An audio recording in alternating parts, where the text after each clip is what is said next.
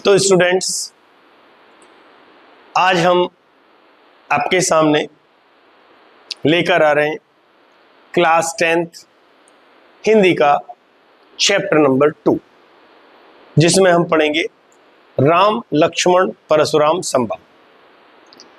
शायद आपको इसकी परिस्थिति का ज्ञान होगा कि ये संवाद किस परिस्थिति में हुआ है।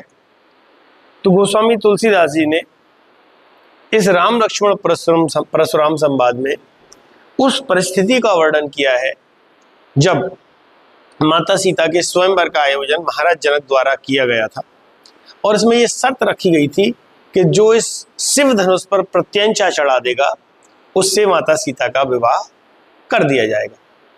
बहुत सारे देश विदेश के बहुत सारे राजा एक साथ सभा में एकत्रित हुए, लेकिन शिव धनुष को कोई हिला भी नहीं पाया।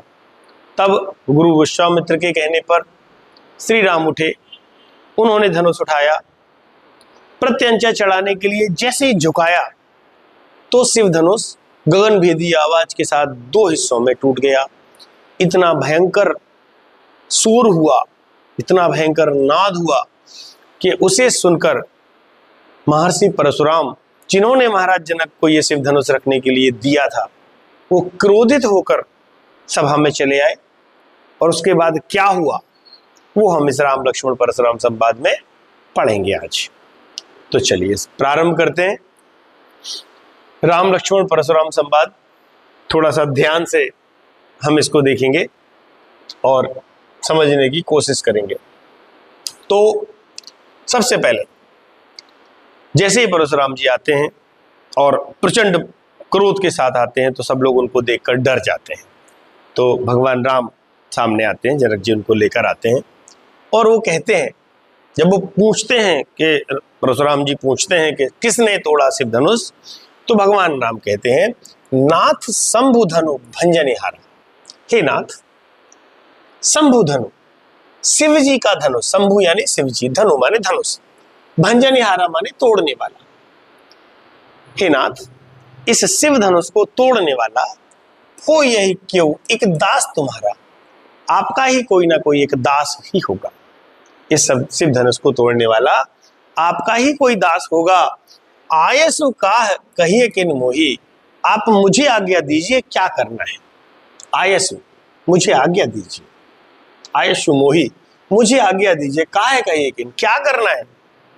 सुनि रिसाई बोले मुनि को ही, उस इन वचनों को सुनकर, श्री राम के इन वचनों को सुनकर मुनिवर यानी मुनि परशुराम जी, तो परशुराम जी क्रोधित होकर बोले, क्या बोले, सेवक सो जो करे सेविकाई। सेवक कौन होता है? जो सेवा करता है। अरे करनी करे करिए लड़ाई, ऐसा व्यक्ति नहीं होता जो दुश्मनों के समान लड़ाई के काम करता है। अरे करनी करी करिए लड़ाई, अरे माने होता है शत्रु, शत्रुओं के समान लड़ाई करने वाले काम नहीं करता है। सुनहु राम जहि शिव धनु तोड़ा। बड़े सिंपल से शब्द हैं, समझने की कोशिश करेंगे हम, बड़े आराम से समझ में आते हैं। सुनहु राम, हे राम सुनो, जय शिव धनु तोड़ा, जिसने भी शंकर जी का धनुष तोड़ा है, सहस बाहु समसो रिपु, रिपु यानी शत्रु, वो सहस बाहु के सम यानी समान, वो सहस्त्र बाहु के समान मेरा शत्रु है। हे राम, जिसने ये शिव जी का धनुष तोड़ा है वो सहस्त्र बाहु के समान मेरा शत्रु है। सो बिलगाऊ बिहाई समाजा, इसलिए उस व्यक्ति को इस समाज से विलग कर दो, अलग कर दो, नहीं तो न तो मारे जय सब राजा, नहीं तो इस सारे राज समाज को मैं मार डालूंगा, सारे राजा मारे जाएंगे। इससे अच्छा है कि जिसने शिव जी का धनुष तोड़ा है उसको इस समाज से बाहर निकाल दो। सुनी मुनि वचन लखन मुस्काने, और ये सब बातें सुनकर लक्ष्मण जी मुस्कुराते हुए क्या कहते हैं, बोले परशुधर माने, और परशुराम जी की अवमानना करते हुए क्या कहते हैं, बहु धनु ही तोड़ी लड़काई। हमने तो लड़कपन में बहुत सारी धनुइयां तोड़ी, हमने तो लड़कपन में बचपन में बहुत सारी धनुइयां तोड़ी हैं। लेकिन उसके बाद वो क्या कहते हैं कि हमने तो बचपन में बहुत सारी धनुइयां तोड़ी हैं, लेकिन तब तो कबहू ना से स्कीन घुसाई, ऐसा क्रोध किसी ने नहीं किया। तब तो जब हमने बचपन में बहुत सारी धनुइयां तोड़ दी, कबहू ना सृष्किन गुसाई, तब तो आपने या किसी ने ऐसा कभी क्रोध नहीं किया हमारे ऊपर। हमने बहुत सारे धनुष तोड़े। यही धनु पर ममता के हेतु किस कारण से, किस कारण से इसी धनुष पर आपकी बहुत ज्यादा ममता, बहुत ज्यादा प्रेम है। सुने रिसाई कह भृगुकुल केतु, जब उन्होंने ये वचन सुने, किसने? भृगुकुल केतु। किसके लिए कहा गया है? परशुराम जी के लिए। महर्षि परशुराम ने जब लक्ष्मण के ये वचन सुने तो क्रोध में जलने लगे, और क्रोध में उन्होंने क्या कहा? रे नृप बालक कालवश, हे राजा के लड़के, तुम काल के अधीन हो गए हो, यानी तुम्हारी मृत्यु निकट आ गई है, इसलिए तुम संभाल कर नहीं बोल रहे हो, संभल कर नहीं बोल रहे हो, सोच समझ के नहीं बोल रहे हो, कुछ भी बोल रहे हो। धनु ही समत्रिपुरारी धनु, ये सारा संसार जानता है, विदित सकल संसार, ये सारा संसार जानता है कि ये जो धनुष है वो किसका धनुष है? त्रिपुरारी का, शंकर जी का धनुष है, जिससे उन्होंने त्रिपुरासुर का वध किया था। और तुम इसे छोटी छोटी धनुइयों से तुलना कर रहे हो, क्या तुम्हारी मृत्यु निकट आ गई है? तो यहां तक इन लाइनों में, इस पहले पद्य खंड में परशुराम जी का सबसे पहले भगवान राम से संवाद होता है, 2 लाइनों में, 3 लाइनों में। उसके बाद ये यहां से लखनलाल जी शुरू हो जाते हैं। तो अब इसको आगे बढ़ाएंगे।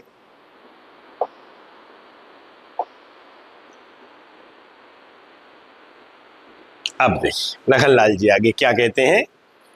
जब परशुराम जी ये कहते हैं कि ये महान शिव जी का धनुष है, जिससे उन्होंने त्रिपुरासुर का वध किया था, और तुम इसको सामान्य धनुषों से तुलना कर रहे हो, तो क्या कहते हैं लक्ष्मण जी? लखन कहा हंसी हमरे जाना, हंसकर लखनलाल जी क्या कहते हैं कि भाई हमारी जान में तो सुनो देव सब धनुष समाना, सारे धनुष एक समान है। हम नहीं जानते कि कौन सा शिव जी का धनुष है, कौन सा सामान्य धनुष है। हम तो भाई क्षत्रिय हैं, धनुर्धर हैं, हमारे लिए तो सारे धनुष एक समान है। कहा क्षति लाभ जून धनु तोरे, जून माने ये पुराना जीर्ण शीर्ण धनुष, तोड़ने से किसको हानि और किसको लाभ होगा? क्षति यानी हानि, और लाभ माने लाभ, और जून माने पुराना जीर्ण शीर्ण, धनु माने धनुष, और तोड़े माने तोड़े। अरे भाई, अरे मुनिवर, आप ये बताइए, इस पुराने जीर्ण शीर्ण धनुष को तोड़ने से क्या हानि या क्या लाभ? किसको हानि किसको लाभ होगी? क्यों तोड़ेगा कोई ये पुराना धनुष? क्या फायदा इसको तोड़ने से? देखा राम नयन के भोरे, नयन माने नवीन, नया, भोरे माने धोखे में। रामचंद्र जी ने तो इसको नया समझ के उठाया।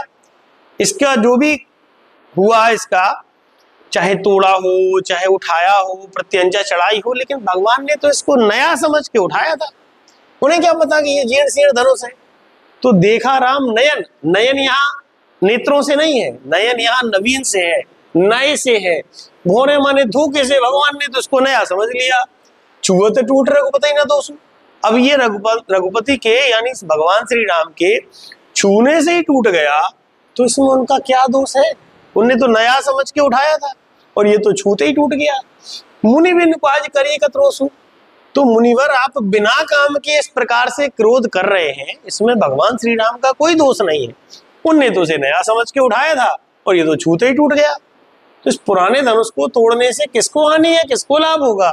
मतलब हमने किसी प्रयोजन से नहीं तोड़ा है, भगवान श्री राम ने कुछ सोच के नहीं तोड़ा है।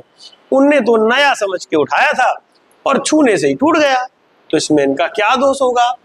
बोले चिते परस की ओरा। अब परशुराम जी को क्रोध आ गया, तो बोले चिते, चिते माने चिताकर, देखकर, परसु माने फरसे की ओर देखकर बोले, रे सठ हे मूर्ख बालक, सुने ही स्वभाव न मोरा।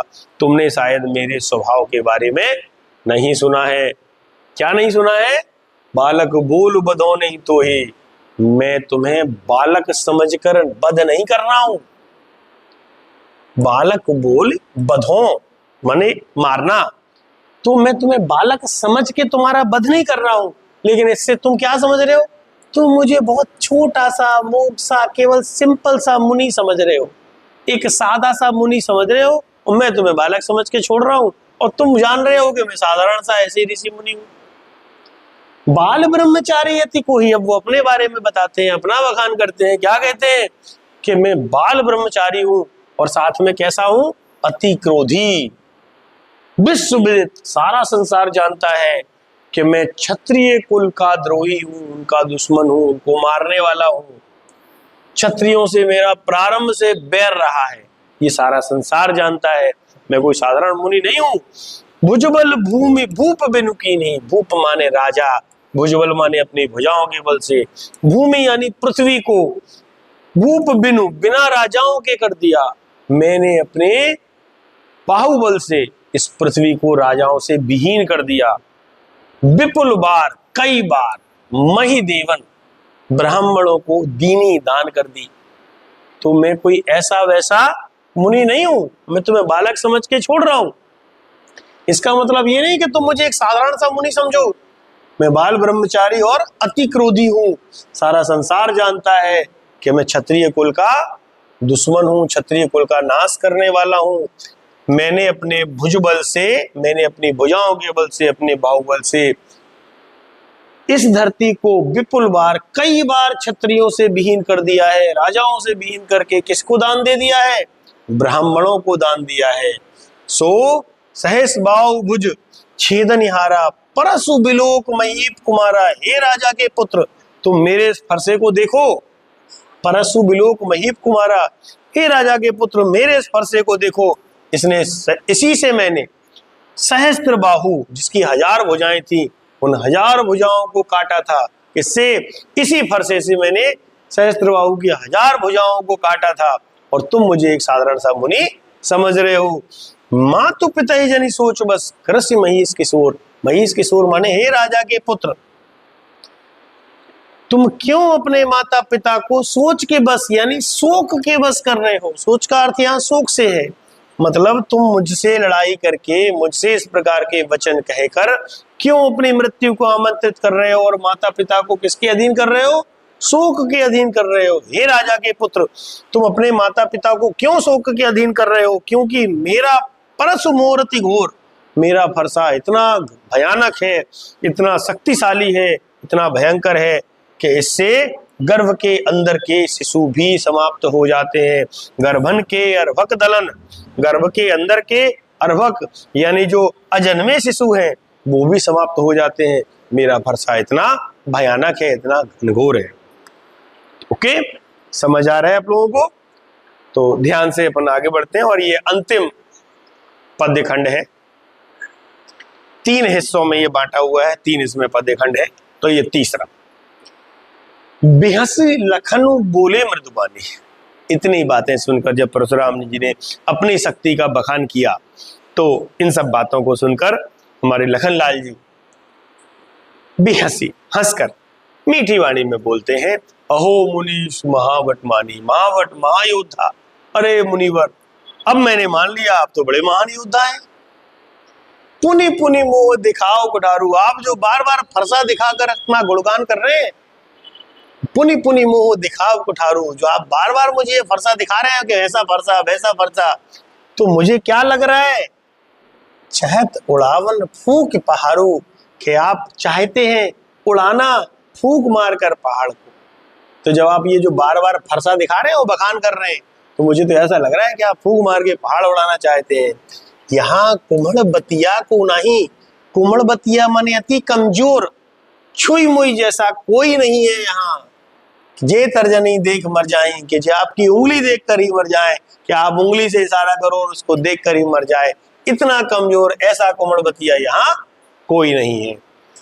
देख कुठारो सरासन बाना, मैंने तो आपका फरसा देखा और सरासन बाना ये देखा कि आप धनुष बाण लिए हैं। मैंने आपका धनुष बाण और फरसा आपको धारण करते हुए देखा, इसलिए मैंने आपको समझा कि आपको योद्धा है, इसलिए अभिमान सहित मैंने आपको इतने वचन कह दिए। मैंने तो ये समझा था कि आप हाथ में फरसा लिए हैं, धनुष बाण धारण किए हैं, तो आप कोई बड़े योद्धा होंगे, तो मैंने अभिमान सहित आपसे इतनी सारी बातें कोई कह दी। भृगु सुत समुझ के जनेऊ बिलोकी, और आपको भृगु कुल का समझकर और जनेऊ देखकर, भृगुकुल का जानकर और साथ में जनेऊ देखकर, जनेऊ बिलो की, दो चीजें देख ली तो भैया ब्राह्मण भी हैं आप। जो कछु कहाऊं सहो रिस रोकी, इसलिए आपने जो कुछ कहा वो मैंने अपना क्रोध रोक कर सह लिया है। समझिए बात, जो कछु कहाऊं, परशुराम जी से कह रहे हैं लक्ष्मण जी कि आपने जो कुछ कहा वो मैंने सह लिया, रिस रोकी, अपना क्रोध रोक कर। क्यों? क्योंकि मैंने आपको भृगुकुल का जानकर और आपका जनेऊ देखकर अपने क्रोध को रोक लिया है कि भैया ब्राह्मण है, ब्राह्मण है और हमारे कुल में सुर महेश्वर, सुर माने देवता, महेश्वर माने ब्राह्मण, हरिजन माने भगवान के भक्त, और गाय, हमरे कुल इन पर न सुराई, हमारा कुल इन पर कोई प्रहार नहीं करता है। ठीक है ना? इसलिए आपको भृगुकुल का जानकर और जनेऊ देखकर मैंने जो कुछ आपने कहा उसको अपना क्रोध रोक कर सहन कर लिया है, क्योंकि हमारे कुल में सुर महेश्वर, देवता, ब्राह्मण, हरिजन यानी भगवान के भक्त और गाय पर कभी भी प्रहार नहीं किया जाता है, इनकी रक्षा की जाती है। अब आप आगे देखिए क्या कहते हैं, बधे पाप, अगर हम आपको वध करते हैं, मारते हैं, आपका वध करते हैं तो पाप लगेगा। अपकीर्ति, अपयश मिलेगा, बदनामी होगी अगर हार गए, अगर हम हार गए तो बदनामी होगी, और जीत कर हमने आपका वध कर दिया तो हमें पाप लगेगा। मारत हूं पाप पर ये तुम्हारे, हमारी तो स्थिति यह है कि अगर आप हमें मार भी दो तो भी हमें आपके पैर पड़ने पड़ेंगे। क्यों? क्योंकि हमारे कुल में तो इनकी रक्षा की जाती है। किन किन की? देवताओं की, ब्राह्मणों की, भगवान के भक्त की और गाय की। कोटि कुलिस सम बचन तुम्हारा, आपका जो वचन है, आपकी वाणी है, वो ही करोड़ों वज्र के समान है, करोड़ों वज्रों के समान। वज्र समझते हैं? इंद्र का अस्त्र। तो आपकी जो वाणी है वही करोड़ों वज्रों के समान है। व्यर्थ धरऊ धनुमान कुठारा, आप बेकार में धनुष बाण और फरसा लिए घूमते हैं, जरूरत ही नहीं है, आप तो बोल दो और मार दो, क्योंकि आपकी वाणी ही करोड़ों वज्रों के समान है। जो बिलो की अनुचित कहूं क्षमो महामुनि धीर, जो बिलो की अनुचित कहूं, जो भी मैंने अनुचित आपसे कह दिया है तो हे महामुनि आप धीर धारण करें। यहां भगवान श्री राम जी आ जाते हैं और वो कहते हैं कि हमारे भाई से अगर कुछ अनुचित कथन हो गया हो तो मैं अपनी भाई की तरफ से क्षमा मांगता हूं। और ये सब सुनकर भृगुवंश मुनि यानी परशुराम जी बहुत ज्यादा क्रोध के, सरोष, रोष सहित, क्रोध सहित बहुत गंभीर वाणी कहते हैं। और उसके आगे का एक हटा दिया गया है आपके कोर्स से, जब वो विश्वामित्र जी से फिर बात करते हैं और फिर कहते हैं आगे बातचीत, वो उन्होंने हटा दिया। तो ये 3 हो गए हैं। एक बार आप इस वीडियो को रिपीट कर देख सकते हैं, पढ़ सकते हैं, समझ सकते हैं, एक बार लिख के देखिए। और यदि आप में से किसी ने अभी इसको सब्सक्राइब नहीं किया है तो एक बार सब्सक्राइब करिए, बेल आइकॉन क्लिक करिए ताकि आपको ये वीडियोस मिलते रहें। और अगर आपको अच्छा लगता है, समझ में आता है तो कमेंट में जरूर लिखें। धन्यवाद।